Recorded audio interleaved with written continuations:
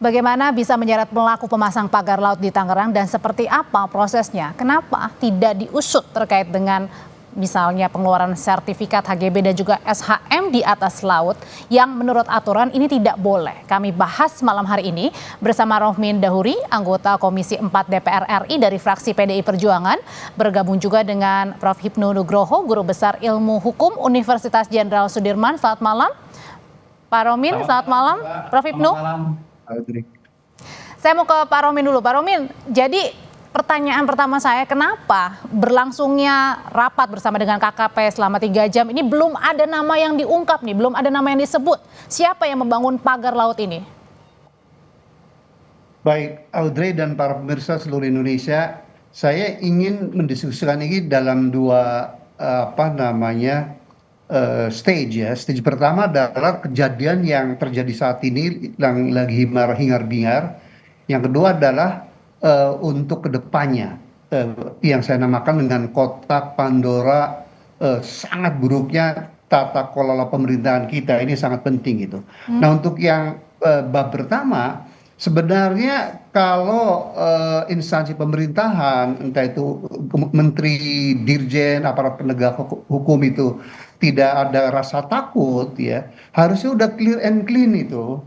Iya kan, dari misalnya awal-awalnya kan ada semacam drama tuh bahwa pagar laut ini yang membangun adalah swadaya masyarakat dan itu sudah terbantahkan gitu ya. Yang kedua dengan statement atau pengungkapan dari Menteri ATR, Kepala BPN Pak Nusron Wahid bahwa memang tujuan berikutnya dari pemagaran laut adalah untuk membentuk reklamasi, sehingga si oknum Kementerian ATR BPN pada saat era yang lalu gitu mengeluarkan dalam bentuk HGB maupun SHM. Padahal di dalam Undang-Undang Nomor 1 Tahun 2014 tentang pengelolaan wilayah pesisir dan pulau-pulau kecil, bahwa laut itu dianggap, Mbak Audrey, sebagai common property resource. Berarti di sini artinya ada pembiaran dan kemudian pengetahuan atau sepengetahuan pembuatan itu. Udah jelas ya, menurut Undang-Undang Nomor 1 2024 tadi 2014 itu adalah pelanggaran karena betul menurut undang-undang itu nggak boleh tuh ada namanya hak guna bangunan gitu atau hak pemilikan lahan gitu kalau itu di atas laut gitu ya. Nah, jadi itu pelanggaran berat. Tapi pertanyaan kemudian, kenapa tahun lalu udah dikeluarkan sertifikat berupa HGB maupun SHM oleh Kementerian ATR dan PPN? Kan berarti pelanggaran hukum. Saya sepakat dengan Pak Hamid Awaludin tuh. Ini harus supaya ada efek jerak ke depannya. Dan yang kedua adalah seluruh komponen bangsa, baik itu pengusaha maupun penguasa, itu benar-benar bekerja untuk bangsa ini, tidak seperti sekarang gitu ya. Menurut hemat hijau saya bukan hanya sekedar aksi heroik membongkar membongkar pagar laut, itu sih orang preman juga bisa gitu. Yang lebih substansial dan meaningful, bermanfaat buat bangsa ini adalah usut tuntas itu. Siapa itu pelakunya, kemudian diadili secara transparan, karena kita negara hukum, kita nggak mau tidak menggunakan azas praduga tak bersalah gitu, Mbak. Jadi yang untuk mengadres atau mengatasi kebinalan yang sekarang sedang terjadi adalah tidak lain tidak bukan pemerintah harus menangkap siapa itu pelaku pembangunan pagar laut gitu. Nanti bab keduanya setelah Prof. Oke, saya mau tanya kalau gitu, Prof. Hipnu, jadi ini bisa diusut kan dari kasus pidananya, misalnya dugaan adanya suap, siapa yang memberikan SHM kemudian HGB-nya begitu? Iya, Mbak Audrey, saya sepakat pada Pak Rohmin. Jadi ini perkara yang sudah terang benderang. Dari objek perbuatan pidana sudah ditemukan. Apa itu? Sertifikat ilegal. Konsep sertifikat berarti palsu. Palsu berarti delik pemalsuan. Delik pemalsuan itu siapa pembuatnya? Berarti kan lokus deliktinya jelas. Tadi sebutkan di Kementerian ATR. Itu jelas. Tempos deliktinya pada waktu menterinya siapa. 2000 berapa sampai berapa. Itu jelas. Sekarang tinggal menentukan siapa yang bertanggung jawab. Nah, dalam hal ini sangat mudah sekali kalau aspek tindak pidana umum terkait dengan tadi pemalsuan. Belum lagi di dalam pemalsuan itu pasti ada dugaan suap. Suap kepada pejabat negara. Pejabat negara berarti gratifikasi. Dalam hal Gratifikasi ini itu adalah tindak Kementerian pidana ATR, korupsi. Prof. Dalam hal Ya. ini adalah Kementerian ATR, maksudnya? Iya, iya paling tidak kan gitu kan. Yang mengeluarkan berarti kan subjeknya, bicara hukum, bicara subjek pelaku, mens rea. Siapa itu? Berarti oknum-oknum di dalam pemerintahan yang bersangkutan. Siapa itu? Ada di kementerian yang mengeluarkan sertifikat. Itu, Mbak. Menterinya tahu? Ya, itu tergantung pertanggungjawabannya sejauh mana. Kalau kita melihat secara luas ya harusnya tahu. Karena itu suam luas, 30 kilo loh, Mbak. 260 sertifikat loh. Masa tidak tahu? Dalam kompetens kewenangannya paling tidak dia harus tahu. Kalau pun tidak tahu, Pak, itu berarti ada oknum di bawahnya. Itu yang terkait dengan objek. Tempus deliknya jelas, lokus deliknya jelas. Jadi tidak ada kesulitan. Dalam hal ini saya kira Polri gampang sekali itu khusus seperti ini. Pak Siapa pelakunya? Dokumennya saya kira ada. Pak Dauri sebagai menteri. Siapa yang mengusulkan, siapa yang menjabat, siapa disposisi. Jelas objek subjek hukumnya. Tinggal merunut, Mbak. Kalau seperti ini, Mbak. tinggal merunut atau pertanyaan siapa yang berani mengungkap juga ya, begitu ya Prof ya? Iya. Nah, iya. kalau gitu saya balik ke Pak Rohmin. Pak Rohmin, Anda juga Bapak merupakan mantan Menteri Kelautan juga ya Pak di era Bu Mega. Nah, kalau seperti ini yang tadi Bapak Prof Hipnu juga sebutkan sebenarnya sudah ada begitu ya, bisa di-tracking lah dengan mudah. Nah, tapi pertanyaannya ini berarti soal berani dan tidak mengungkap. Betul bukan seperti itu, Pak Rohmin? Betul, dan buat saya aneh kalau pejabat atau menteri sekarang itu tidak berani, karena pernyataan presiden yang kita cintai, Presiden Prabowo kan udah tegas gitu. Beliau itu 2 hari yang lalu membuat statement bahwa ini harus diusut tuntas dan dihukum bagi yang melakukan kesalahan gitu, supaya kedepannya ada efek jera gitu. Dan Pak Prabowo waktu sidang pidato kenegaraan 20 Oktober tahun lalu luar biasa itu. Selain suasembada pangan, energi di aspek penegakan hukum, beliau benar-benar korupsi. Dan minggu lalu beliau pidato lagi bahwa aparat negara dari mulai pusat sampai desa, bersihkan dirimu masing-masing. So once again, sekali lagi Mbak Udri, harusnya menteri yang sekarang Pak Nusron Wahid ya, itu nggak perlu takut untuk, beliau sudah mengungkap. Dan saya kira benar Prof Hipnu itu adalah memang tugas Kepolisian Republik Indonesia. Tadi dari Maki pun sudah ada melaporkan gitu ya. Iya, laporan betul, bahwa tinggal dirunut pada saat pengeluaran HGB dan SHM itu tanggal berapa, tahun berapa, pasti kita kan udah Dan juga tadi kata Prof ini sudah ada buktinya juga di ATR sebenarnya pada saat penerbitan 2023 gitu ya Pak Romi ya? Persis, tinggal pada saat pengeluaran itu siapa menterinya, dan pasti kan ada tanda tangan, Mbak, itu.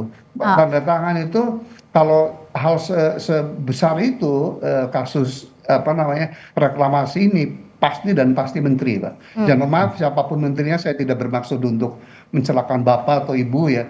Tapi kita kan ingin menjadi negara maju dan makmur, berdaulat ya. Dan satu-satunya cara ya kita harus menegakkan rules of law ya. Kalau begini terus ya akan susah. Begitu Mbak Udri. Oke, balik lagi ke Prof Hipnu. Prof, kalau gitu ini dimulai dari mana penyelidikannya? Peran siapa nih yang harusnya bertindak, polisi kah? Gampang pertama Mbak, ada 2 instansi yang saya kira dekat. Pertama, tindak pidana umum tentang pemalsuannya adalah Polri. Kapolri harus gerak cepat. Yang kedua, tindak pidana suap dan penyalahgunaan wewenang oleh pejabat kementerian pada waktu itu yang sampai memberikan SHP, itu siapa? Itu masuk kualifikasi korupsi. Jadi 2 dimensi tindak pidana umum dan tindak pidana korupsi harus jalan semua. Baik polisian ataupun KPK. Dengan demikian saya kira sangat mudah untuk menentukan. Karena tadi saya katakan barang buktinya jelas, objeknya jelas, lokusnya jelas, temposnya jelas. Tinggal merunut tadi Pak Dauri Rai siapa yang tertulis di situ. Selesai. Jadi tidak perlu rumit-rumit kalau seperti ini dalam pengungkapan suatu perkara. Tapi kalau menurut pandangannya Prof Hipnu, kalau gitu kenapa tidak ada hingga kini ini belum ada terungkap juga, kemudian belum memulai ya, meskipun pembongkarannya sudah dimulai? Ya, saya kira sudah mulai Mbak. Mungkin sudah mulai, hanya pelan-pelan mungkin. Karena ini kan pelan-pelan, karena ini kan menyangkut sesama pejabat negara. Oke, jadi pemeriksaan saksi dulu begitu ya? sama pejabat negara. Saya kira ini kan kadang-kadang ewoh-pekewohnya di situ. Oke. Sehingga pasti jalan, Kapolri jalan, KPK jalan. Sehingga pada saat nanti tindak pidana umum jalan, tindak pidana khususnya jalan. Ini suatu hal luar biasa. Karena jangan sampai Mbak, dalam kasus ini nanti akan merontokkan nilai penegakan hukum Pak Presiden Prabowo yang kemarin. Dengan tidak kemampuan melakukan penegakan hukum akan turun lagi, Mas. Oke, tapi Itu tantangan yang luar biasa penegakan di antara sesama pejabat di Republik ini. dan biasa paling atau menurut pandangan Prof Hipnu sendiri yang paling tinggi bisa dimintai keterangan sampai menteri, bisa? Pasti. Saya sepakat Pak Menteri tadi. Ini karena luasnya ini 30 kilo, nggak mungkin kepala provinsi, nggak mungkin deputi, pasti menteri yang memberikan suatu instruksi. Sehingga pertanggungjawaban ini paling tidak menyangkut juga pertanggungjawaban individu dan pertanggungjawaban struktural dalam suatu penanganan seperti ini. Artinya ini menteri juga bisa dibawa ke ranah hukum untuk dimintai keterangan awal dulu ya, Prof ya? Pasti Mbak, iya, karena yang bertanggung jawab semua. Jadi bisa diminta pertanggungjawaban di situ, Prof? Pasti, iya, saya sepakat. Karena yang bertanggung jawab atas ATR adalah kementerian. Dan ini menyangkut wilayah. Wilayah yang tidak boleh ternyata dibolehkan. Ini suatu diskresi yang luar biasa. Kalau memang dibolehkan. Tapi kan tidak boleh. Sehingga harus menteri. Nah, menteri siapa itu? Lah, Pak Polisi dan KPK yang harus turun di lapangan. Oke. Jelas, Mbak. Ya, oke Pak Romi, balik lagi. Kalau tadi Pak Sakti dalam rapat kan ini bilang katanya lebih rumit ya kasus pagar laut di Tangerang daripada di Bekasi. Itu kenapa Pak? Kenapa bisa serumit itu di Tangerang? Ya, buat saya udah sangat jelas ya, rumit karena si pembangun sangat boleh jadi si pembangun pagar laut itu benar-benar oligarki yang salah satu Untouchable bisa dibilang Pak Romin? Kenapa? Untouchable? Bisa dikatakan gitu. Saya pun aneh ya Pak Sakti Wahyu-Trenggono awalnya tegas kok begitu, dan ini pun akan menjadi batu uji pertama buat Presiden Prabowo yang awal pidato 20 Oktober lalu itu benar-benar galang, bahkan akan mengejar koruptor sampai ke Antartika ya. Betul Prof Hipnu, kalau ini tidak diselesaikan secara tuntas itu akan menurunkan kewibawaan beliau, dan nggak tahu bangsa kita Mbak Audrey mau dimanakan ya, yang sekarang kemiskinan masih sangat masif, gizi buruk, stunting masih sangat membludak ya. Rumah menurut data Bappenas gitu hanya 67% yang layak huni gitu, dan seterusnya gitu ya. Nah, jadi ini adalah batu uji untuk Pak Prabowo ya, jadi jangan sampai main drama lagi kayak periode sebelumnya, banyak kebohongan, liar dan seterusnya gitu. Dan kalau boleh saya beralih, dan inilah sebenarnya harus kita jadikan titik pangkal memajukan Indonesia.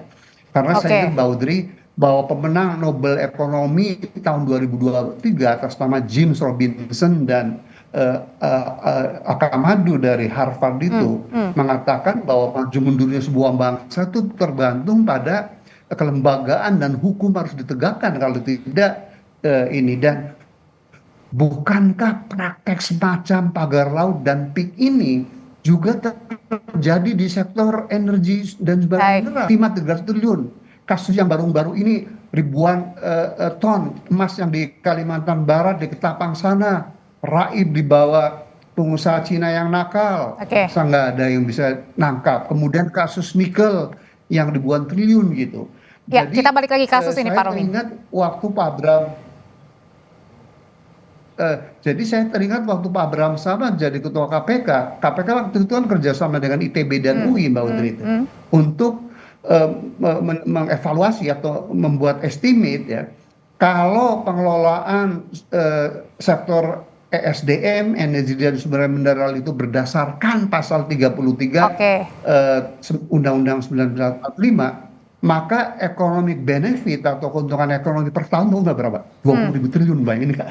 Padahal APBN kita sekarang hanya 3.900. Saya hanya ingin menyadarkan kita semua dari presiden sampai kepala desa gitu ya. Karena kemarin oknum yang digerakkan untuk mengklaim pagar laut itu dibangun secara swadaya itu bukan nelayan, ternyata setelah saya cermati itu adalah aparat desa gitu. Bahwa enough is enough gitu. Jadi sekali lagi pelajaran kedua dari kasus ini justru kedepannya ya kan, bahwa baik pengusaha maupun penguasa harus benar-benar bekerja untuk Oke, bangsa.